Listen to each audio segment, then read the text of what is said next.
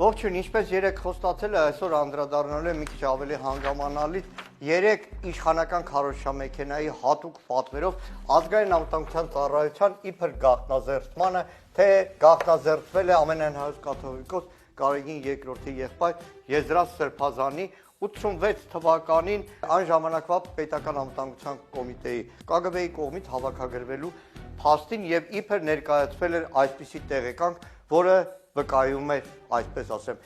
Եզրատ Սրբազանի հավաքագրման փաստին։ Շատ արագ համացանցում հայտնվեցին նաև նմանատիպ հավաքագրման այլ օրինակներ խորհրդային այլ հանրապետությունից։ Ամենատարածվածներից մեկը Լատվիան է, որտեղ հրապարակվել են հազարավոր նման տեղեկանքներ։ Եվ միանգամից աչքի զարնեց մի կարևոր փաստ։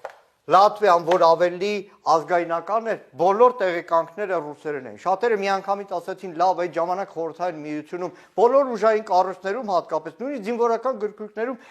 գրագրությունը ռուսերեն էր արվում։ Ինչպես է, որ իբր Հայաստանի Բաքվում հայերեն է արվում։ Բայց համացանցը ամեն ինչի մասին խոսում է։ Համացանցում կա այսպիսի հսկայական մի փաստաթուղթ։ Գործակալների հավաքագրման հետ կապված 83 թվականին ԿԳԲ-ի նախագահ էր այդ ժամանակ կոչում Չեբրիկովի հրամանագիրը։ Մանրամասնություններով եւ կան հսկայական փաստաթղթեր։ Այս փաստաթղթերը այն բլանկներն են, որով պետք է այդ հավաքագրումը տեղի ունենա։ Բոլոր այս բլանկները պետք է գրված լինեին ռուսերեն, մանուշակագույն թանաքով,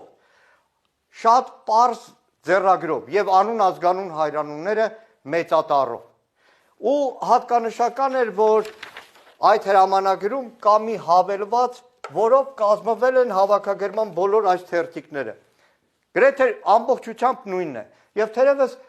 Հայաստանի ԱԱԾ-ում կատարելով Նիկոլ Փաշինյանի շեֆի հրամանը արագ նման մի իբր կամպրամատ գտնել Եզրատ Սրբազանի դեմ շատ են շտապել։ Դրա համար ամեն ինչ խառնել են իրար, որովհետև Լատվիայում օրինակ այս բլանկում եւ Չեբրիկովի հրամանագրով հաստատված օրինակում տարբերություն չկա։ Կա հայկականի հետ տարբերություն, անուն ազգանուն հայրանուն,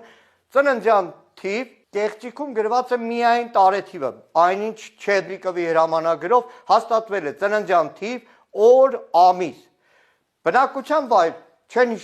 չեն իմացել երևի Եզրատ Սրբազանի բնակության վայրը, դրա համար ձևակերպել են հանդիպաբնակարանի հասցեն չի նշվում։ Ու այստեղ գալիս է եւս մի հերթական կեղծիք։ Ռուսական պաշտոնապես ԿԳԲ-ի տարբերակում գրված է պարտ, կետ, պարտինность, կուսակցականությունը, որտեղ այդ ժամանակ խորհրդային միությունում կար մեկ կուսակցություն, կոմկուս, եւ պետք է նշվեր կոմկուսի անդամ է թե ոչ, բայց քանի որ դեմոկրատական, այսպես կոչեմ, Հայաստանում են ԱԱԾ պաշտոնյաներ մտածել են, որ կուսակցությունը նշել, կարող է մեկ ուրիշ կուսակցության անդամ լինի։ Այստեղ եւս մեկ շտապողականության հետևանքով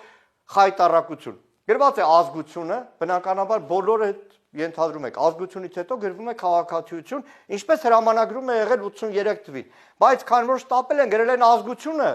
կրթությունը, հետո հիշել են, որ քաղաքացիությունն էլ պետք է գրված լինի։ Ամենավերջում այստեղ գրված է վարչությունը, բաժին, բաժանմունք։ Վարչություն, բաժին, բաժանմունք, բոլոր այս օրինակներում, բայց քանի որ Հայաստանում ԱԱԾ-ի, այսպես ասած, կեղծարարները շատ են շտապել, ուղեղներին զոր չեն տվել, որ վարչությունը որ մի գերատեսչությանն է, ինչպես օրինակ լատվացիները գրել են Լատվիայի Սովետական Սոցիալիստական Հանրապետության ԿԳԲ-ի երկրորդ բաժնի 4-րդ բաժանմունք։ Իսկ այստեղ ուղղակի ձեռքի հետ գրել են վարչություն, գրել են ՊԱԿ 5-րդ բաժին եւ վերջ։ Իդեպ հաստատված կանոնակարգով այս թուղթը 0 է։ Եթե դրան չկան այլ հավելվածներ, թե ինչ ընթացք է ունեցել, ինչպես բոլոր այս արխիվային փաստաթղթերում, բայց քանի որ շեֆի ասածը շտապել են անել, իսկ անգրագիտությունը թերևս շատ ավելի տարածված է ազգային անվտանգության ծառայությունում, այսպիսի մուկ են ծնել։ Գիտեք, որպես ազգային անվտանգության մարմինների վերահսկող խորհրդարանական հանձնաժողովի անդամ, եւս մեկ մտահոգություն։ Երեկվա այս կեղծիքով փլուզվում է Հայաստանի Հանրապետության ազգային անվտանգության համակարգը, որովհետև պատկերացրեք, այսօրվա օրենքների համաձայն, սահմանադրության համաձայն, վերջերս օրենքի փոփոխությամբ ազգային անվտանգության ծառայությունում հակահետախուզության գործառույթ ամբողջացնելու արդյունքում մեր ազգային անվտանգության մարմինները որոշեն որևէ Հայաստանի քաղաքացու հավաքագրեն որպես գործակալ ի պաշտպանություն Հայաստանի Հանրապետության օրենքով։ Ու որ մեկը կհամարձակվի նման քայլի, մտածելով, որ լավ, ինչպես կարելի է ազգային անվտանգության մի ամբողջ ծառայություն նման ծիծաղելի վիճակի մեջ դնել, ինչ թե Նիկոլ Փաշինյանը վարչապետի պաշտոնը զբաղեց տեղը, որոշել է ամեն ինչով հարձակվել հայ առաքելական Սուրբ եկեղեցու դեմ։ Ու Աստված մի արասցե, նման խելագարություն ապագայում այլ վարչապետերի ԱԱԾ ղեկավարների դեպքում լինի։ Իսկ ինչպիսի գահավիժում է ապրել ազգային անվտանգության ծառայությունը, մեկ օրինակ ևս։ Օրերս հարցում է ուղարկել ազգային անվտանգության ծառայություն, թե ինչ օրենքի կետի հիման վրա է խմբագրվում ԱԱԾ օպերատիվ աշխատողների կողմից հայ առաքելական Սուրբ եկեղեցու սուրբ եւ անմահ պատարագը, որը հաստատել է նաեւ Նիկոլ Փաշինյանը, ասելով, որ քահանաների հետ ԱԱԾ պաշտոնյաները հանդիպել են։ Ինձ պատասխանել են շատ կարճ,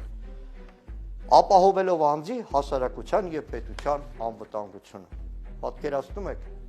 պատարագ են խմբագրում այս ձևակերպման հիման վրա։ Այս ձևակերպումը բոլորիդ կարող են նստեցնել բանդ ու քրեական գործեր հարուցել։ Վերջում, այսօր դեկտեմբերի 20-ն է, ավանդաբար տասնամյակներով եւ խորհրդային միությունից հետո էլ անկախ Հայաստանի պայմաններում ազգային անվտանգության ծառայողներ այսօր նշում են իրենց մասնագիտական օրը։ Միայն մի քանի 2-3 տարի առաջ արտաքին հետախուզության ծառայության մասին օրենքի ընդունումից հետո այն տեղափոխել են հունվար, բայց ավանդույթ է դեկտեմբերի 20-ը։ Ազգային անվտանգության ծառայությունը 3 իր կեղծիքով ուղղակի խաչ քաշեց այդ ամբողջ համակարգի վրա, բազմաթիվ փորձառու մասնագետների վրա, մասնագիտական ծառայության վրա, եւ ծննդյան տոնը նշելու փոխարեն կարելի ասել գերեզմանակար դրեց ազգային անվտանգության ծառայության վրա։ Լավ մնաց։